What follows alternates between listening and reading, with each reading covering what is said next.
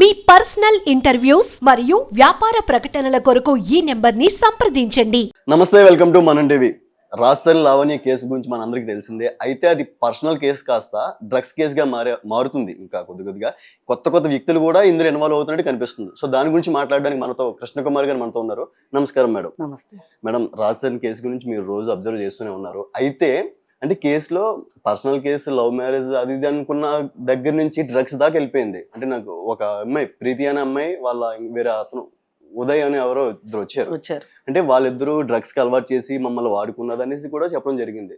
So దీని గురించి ఏం మాట్లాడతారు మేడం మీరు?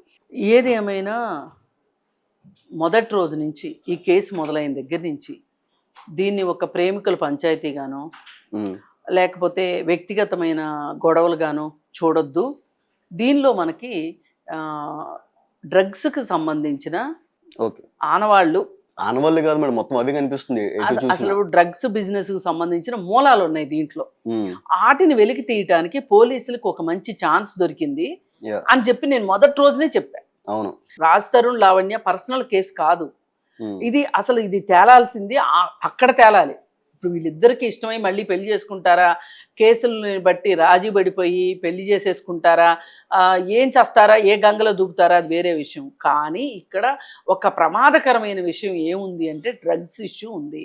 ఆ డ్రగ్స్ ఇష్యూ ఇవాళ మహమ్మారిగా ఉంది. ప్రభుత్వం కూడా ఏం చెప్పిందంటే మేము డ్రగ్స్ని ఉక్కుపాదంతో అణిచేస్తాము అని చెప్పారు. అలా అణిచేస్తామని చెప్పినప్పుడు మీకు ఒక మంచి అవకాశం దొరికింది ఈ కేసు. ఈ కేసులో దానికి సంబంధించి మీరు ఆలోచన చెయ్యండి, ఆ దిశగా మీరు విచారణ చెయ్యండి అని చెప్తే ఈ కేసులో తీగలాగితే మొత్తం డొంక కదులుతుంది. కానీ ప్రభుత్వం ఇవాళ మొదట్లో చెప్పినంత హడావుడి చేసినంత ఆర్భాటం ఇప్పుడు లేదేమో అనిపించింది. ఎందుకంటే ఈ విషయం అంతా బయటకు వచ్చి దాదాపు 15 రోజులైంది.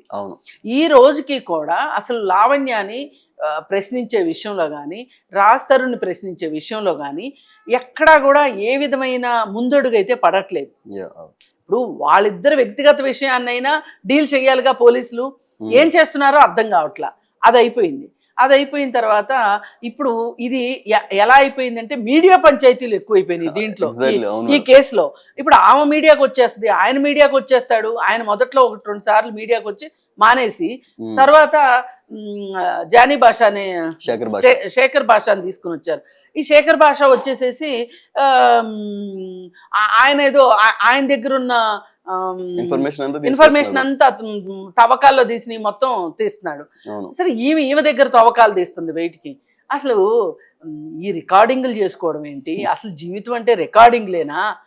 అసలు ఇప్పుడు ఈ స్మార్ట్ ఫోన్లే లేకపోతే వీళ్ళు ఏం రికార్డ్ చేసి ఉండేవాళ్ళు ఏంటి? అసలు వీళ్ళ బతుకులు ఏంటి? ఎవరితో మాట్లాడదామన్నా సరే భయం చేసే విధంగా అయిపోతుంది. అసలు వీళ్ళు ఒకే ఇంట్లో ఉంటూ ఎవరి రికార్డింగ్ వాళ్ళు పెట్టుకున్నారు. పైగా లావణ్య చేసిన ఇంకొక పెద్ద పొరపాటు కాదు, తప్పు. ఇంకా దాని పొరపాటుతో సరిపెట్టకూడదు, తప్పే అది. ఏంటి అంటే నేరం అని కూడా అనొచ్చు ఇంకా గట్టిగా మాట్లాడితే. ఏంటి మేడం అది అసలు రాజ్ తరుణ్ ఫోన్ ఈమె దగ్గర ఎందుకుంది? ఫోన్ కాదు, సిమ్ అంటున్నారుగా.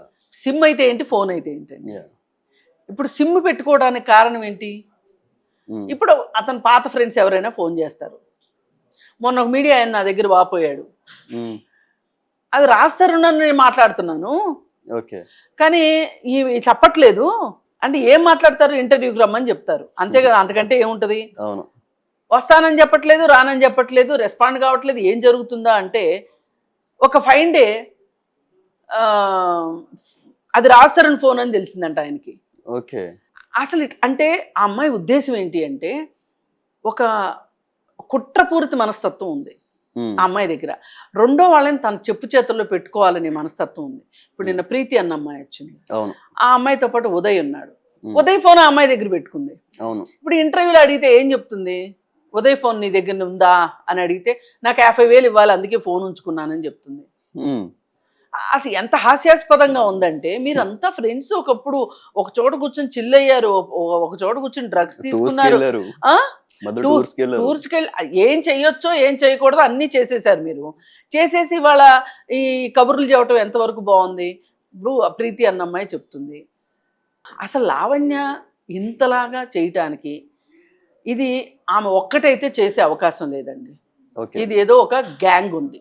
ఉమ్, ఇప్పుడు ఆ గ్యాంగ్ వాళ్ళు ఎవరో లావణ్యాన్ని పూర్తిగా బయటికి రానియకుండా చేస్తున్నారని నా నమ్మకం. ఉహుం, ఎందుకంటే ఒక్క వ్యక్తి ఇట్లా చేయడానికి అవ్వదు. అసలు ఆమెకి డ్రగ్స్ ఇచ్చింది ఎవరు, సప్లై చేసింది ఎవరు, ఆమె ఎవరికి డ్రగ్స్ ఇచ్చింది. ఉమ్, ఇప్పుడు ప్రీతి అన్న అమ్మాయి వచ్చింది. ఆ అమ్మాయి వచ్చి నిన్న మీడియా హౌస్లో కూర్చుని మాట్లాడింది. మాట్లాడుతూ ఏం చెప్పింది అంటే నన్ను వాళ్ళ ఇంట్లో ఉంచేసుకునేది, అవును, ఇంటికి కూడా పంపించేది కాదు ఇంటికి అని కూడా చెప్పేసి. పంపించేది. ఏమండి కరెక్టే, ప్రీతి వల్నరబుల్ కండిషన్లో ఉంది కాదనట్లా. వాళ్ళ పేరెంట్స్ అయితే వల్నరబుల్ కండిషన్లో లేరుగా. వాళ్ళ పేరెంట్స్ ఏం చేస్తున్నారు అంటే ఏం మాట్లాడితే పరుగు పోద్దు. పరుగు పోయేదే సంగతి పక్కన పెడితే పిల్ల పోయేది ఫస్ట్. ఇంకొన్నాళ్ళు ఆ అమ్మాయి దగ్గరే ఉంటే. అవును. మా అమ్మాయి కనిపెట్టింది నేను 10 కేజీలు వెయిట్ లాస్ అయ్యానని, అందుకే మా అమ్మ మొత్తానికి నన్ను బయటికి తీసుకొచ్చింది అన్నట్లు ఆ అమ్మాయి చెప్పింది. వాళ్ళ అమ్మ బయటికి తీసుకొచ్చినా, ఈ అమ్మాయి విసిగిపోయి ఈ అమ్మాయి బయటకు వచ్చినా, ఏది ఏమైనా సరే ఇలాంటి ప్రీతులు ఎంతమంది ఉన్నారు లావణ్య కబంధ హస్తాల్లో. అవును. అసలు ఎందుకు అందరి ఫోన్లు తన దగ్గర పెట్టుకోవాలని చూస్తుంది, అసలు అందరికీ డ్రగ్స్ ఇవ్వాలని ఎందుకు చూస్తుంది. ఇప్పుడు డ్రగ్స్ ఇచ్చే ఆశ్రయం ఇవ్వగలిగే ఇల్లు రాసరుని ఈ అమ్మాయికి ఎందుకు ఇచ్చాడు, ఉమ్, అసలు నిజంగా ఆ ఇంట్లో ఏం జరుగుతుంది మొత్తం బయటికి రావాల్సిందే. మొత్తం ఎన్ని బయటకు వస్తే డ్రగ్స్ తీగ డొంక అంతా కదులుతుంది. ఈ తీగ లాగితే డొంక కదులుతుంది. అసలు అంటే బిజినెస్ అంతా అక్కడి నుంచి జరిగే అవకాశం కూడా ఉంది అంటున్నారా మీరు? అవును, ఇప్పుడు ఏదైనా వీళ్ళందరూ అక్కడే కలుసుకునేవాళ్ళు, వీళ్ళందరికీ అది డెన్ లాగా ఉపయోగపడిందని నా నమ్మకం. ఓకే. లేకపోతే ఇప్పుడు రాజ్ తరుణ్ ఇవాళ అమాయకుల్లాగా అమాయక ఫేస్ పెట్టేసేసి మా ఇంట్లో కూడా డ్రగ్స్ చేసేది అమ్మాయి, నా ఇంట్లోనే నేను అమ్మ తల్లి నా ఇంట్లో డ్రగ్స్ చేయకు, నువ్వు ఉంటే ఉండుగానే నా ఇంట్లో డ్రగ్స్ చేయకని నేను బతిమలాడి చెప్పాను. ఇది బతిమలాడి చెప్పే మాట అండి, బతిమలాడి చెప్పే మాట ఇది. డ్రగ్స్ విషయం అది ఎంత పెద్ద కేసు, నార్కోటిక్స్ కేసు, అదేనా మామూలు కేసా? అతనికి కూడా తెలుసు కదా అది ఆ విషయం. అదే నేను అంటున్నా, తెలియని చిన్నపిల్లోడైతే కాదు కదా హీరో అతను మళ్ళీ. తెలియకపోవడం ఏంటి? అక్రమ ఆయుధాలు కలిగి ఉండటం కానీ, అక్రమ మద్యం కావచ్చు, గంజాయి కావచ్చు, మాదక ద్రవ్యాలు కావచ్చు, ఏవైనా కలిగి ఉండటానికి వీల్లేదు. మద్యంలో కూడా అక్రమ మద్యం సక్రమ మద్యం రెండు ఉంటాయి. అక్రమ మద్యం ఉండటానికి వీల్లేదు, గంజాయి ఉండటానికి వీల్లేదు, అలాగే డ్రగ్స్ ఉండటానికి వీల్లేదు.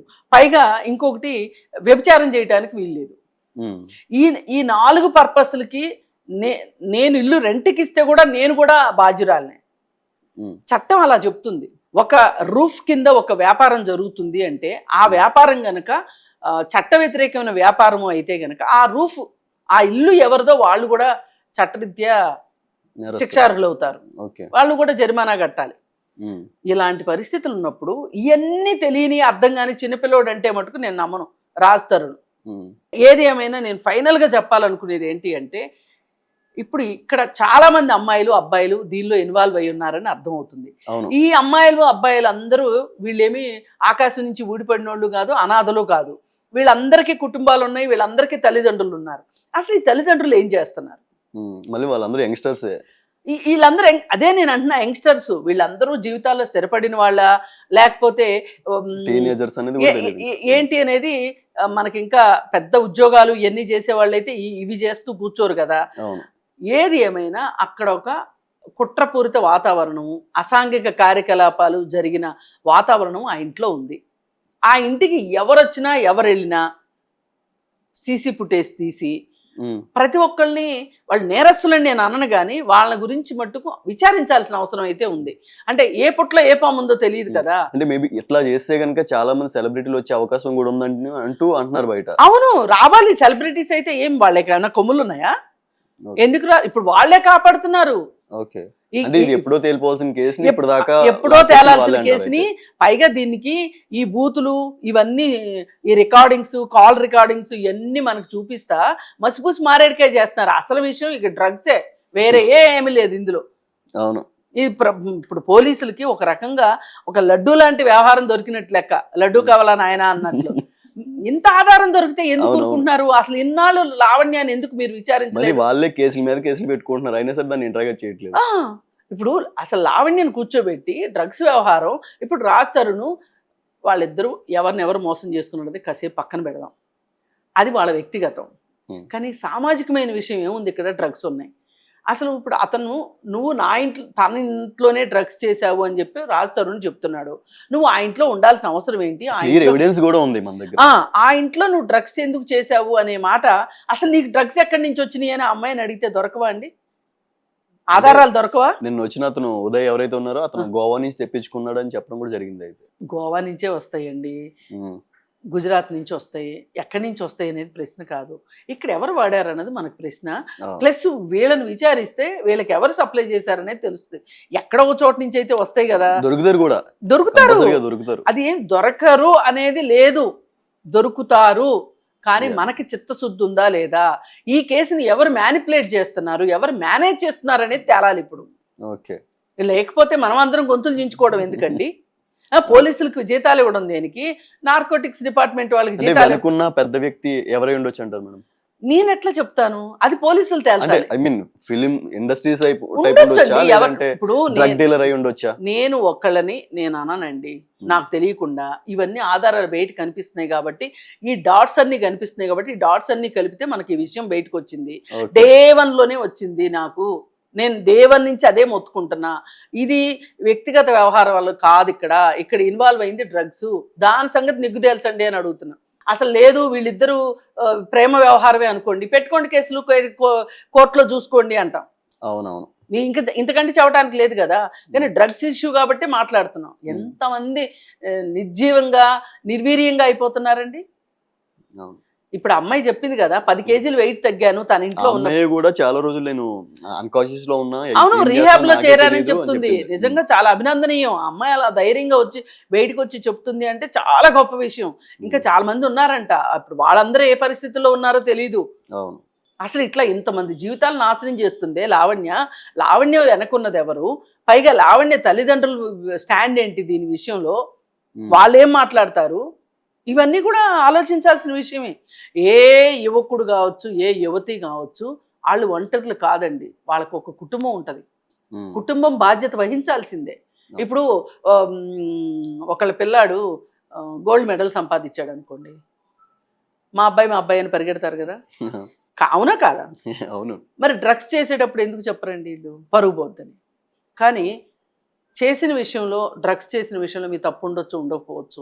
కానీ మీకు తెలిసాక మటుకు మీరు రిహాబ్లో పెట్టడమా, కౌన్సిలింగ్ ఇప్పించడమా, ఏదో ఒకటి చేపించాలి. అది మీ బాధ్యత. అసలు పిల్లల పెంపకం అనేది సామాజిక బాధ్యత, ఇది వ్యక్తిగతం కాదు. పిల్లలు సామాజిక సంపద అండి. ఇది ఏ తల్లిదండ్రులు అయితే అర్థం చేసుకోరో వాళ్ళ పిల్లలు సమాజానికి చాలా ఇబ్బందిగా తయారవుతారు. ఇప్పుడు అలా ఇబ్బందిగా తయారైన వాళ్ళే వీళ్ళందరూ. నేను ఇప్పుడు ప్రీతి బయటకు వచ్చి ఆమె రీహాబ్కి వెళ్ళి ఆమె స్వస్థత చేకూరింది అన్నంత మాత్రాన ఆమె వైపుని ఏ తప్పు లేదని, ఆమె తల్లిదండ్రులు తప్పు లేదని నేను అనను. మార్క్ చేయడానికి కూడా లేదు. ఏం తప్పు చేయకుండానే ఎలా తీసుకుంటది? తీసుకోవడమే తప్పు. ఇంకో తప్పు అనేది వేరే విషయం. ఎట్లా ఈ అమ్మాయి దారిలోకి అమ్మాయి వచ్చింది అనేది ప్రశ్నే. కాకపోతే ఆ తల్లిదండ్రులు ఆ అమ్మాయిని రీహాబ్లో చేర్పించి, ఆ అమ్మాయిని ముందు పొరపాటు జరిగిన తరువాత వాళ్ళు సరిదిద్దుకున్నారు తప్పు ఒక రకంగా. ఇది అభినందించదగ్గ విషయం. ఏదేమైనా ఒకటండి, ఇది ప్రభుత్వం తలుచుకొని ఎంత తొందరగా ఈ డ్రగ్స్ కేసును వెలికి తీసి దీనికి ఒక ప్రపంచానికి తెలియచెప్పాల్సిన అవసరం ఉంది. మేము పలానా దొంగలు పట్టుకున్నాం, అప్పుడప్పుడు పోలీసులు చెప్తూ ఉంటారు కదా, అట్లా చెప్పాలని నేను కోరుకుంటున్నాను. Thank you madam, thank you so much. Thank you.